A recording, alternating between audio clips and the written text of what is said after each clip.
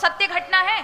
साहब जी ढोलकिया नाम है उनका, बहुत बड़े उद्योगपति है। वो अपने एम्प्लॉय को महाराज वो हर दिवाली पर गाड़ियां इत्यादि सब भेंट करते हैं, बड़ा नाम है उनका। इकलौता बेटा था, विदेश से पढ़ कर के आया। देखो तब किसे कहते हैं बच्चों को कैसी शिक्षा देनी चाहिए। जब वो बच्चा एमबीए करके आया और जब लौट कर घर आया तो पिता ने कहा देखो डिग्री मुझे दो और तुम्हारा जो वोटर आईडी कार्ड है ये भी मुझे दो। तुम कौन हो क्या हो ये किसी को नहीं बताना है, क्या तुमने पढ़ा है क्या नहीं पढ़ा है ये भी नहीं बताना है, ये सारी चीजें मुझे दो।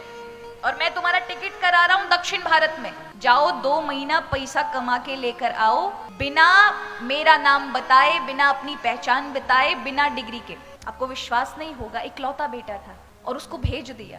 7,000 रुपए उसको दिए, जरूरत पड़े तो ही उपयोग करना, नहीं 7,000 वापस चाहिए और 2 महीने में कितना कमा के लेकर आते हो ये चाहिए।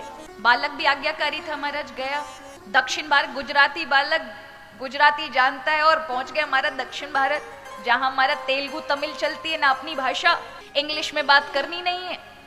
पिता ने सारी चीजें बताई, अगर तुमने कुछ भी चीजों का उपयोग किया तो अच्छा नहीं। बालक भी आज्ञाकारी गया, सबसे मारे पहले तो बड़े बड़े होटल में ही गया, लेकिन किसी ने, क्योंकि डिग्री है नहीं, नाम बताना नहीं है, कुछ है नहीं आधार, किसी ने नहीं उसे जॉब दी, नौकरी नहीं दी। 2-3 दिन हो गए, अब तो भूख से पीड़ित था।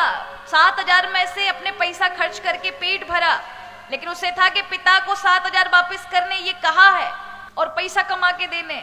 तो फिर सड़क किनारे ढाबों पे जाकर के वेटर की नौकरी मांगी कि मुझे नौकर बना लीजिए कि मैं लोगों को सर्व कर सकूं, परोस सकूं। लोगों ने वो भी नहीं दी। तब किसी एक ढाबे पर महाराज चौथे दिन उसे बर्तन मांजने की नौकरी मिली। 8x8 के कमरे में 8-8 लोगों के साथ उसे सोना पड़ा, जो इतने ऐसो आराम में रहने वाला बालक। सुबह सुबह उठ करके 10 गालियां खा के, लोगों का सुन के, किस प्रकार से उसने महाराज वो 2 महीने व्यतीत किए। एकदम काला पड़ गया, क्योंकि नहाया भी नहीं कई दिनों से और काम में ही लोग लगाए रहते थे, उल्टा सीधा सुनाते। और इस तरह से 6,000 रुपए उसको प्राप्त हुए। 2 महीने बाद अपने पिता को फोन करता है, पिताजी मैंने 6,000 रुपए कमाए। पिता ने कहा उनको खर्च नहीं करना, जो 7,000 दिए उसी से टिकट बनवा के आओ।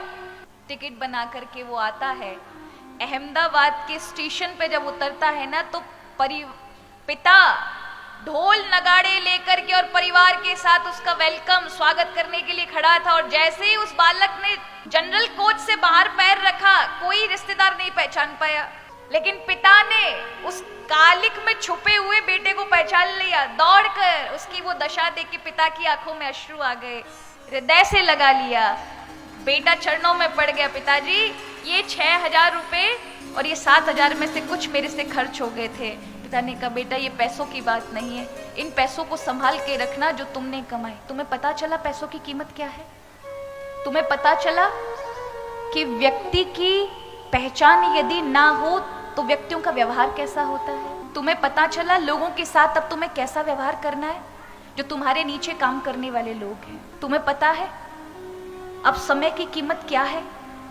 रो पड़ा, पिताजी मुझे सब पता है, अब पता चल गया, इससे बड़ी शिक्षा और कुछ नहीं है।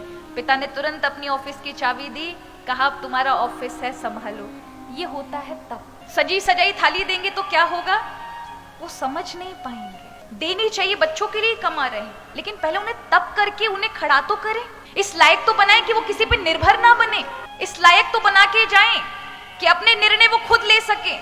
लोगों के साथ जो आपने व्यवहार कमाया है, बच्चों से दुगना कमा कर जाएं। ये सब केवल तप से ही हो सकता है, इसलिए बच्चों को तप कराना चाहिए। तप माने संघर्ष,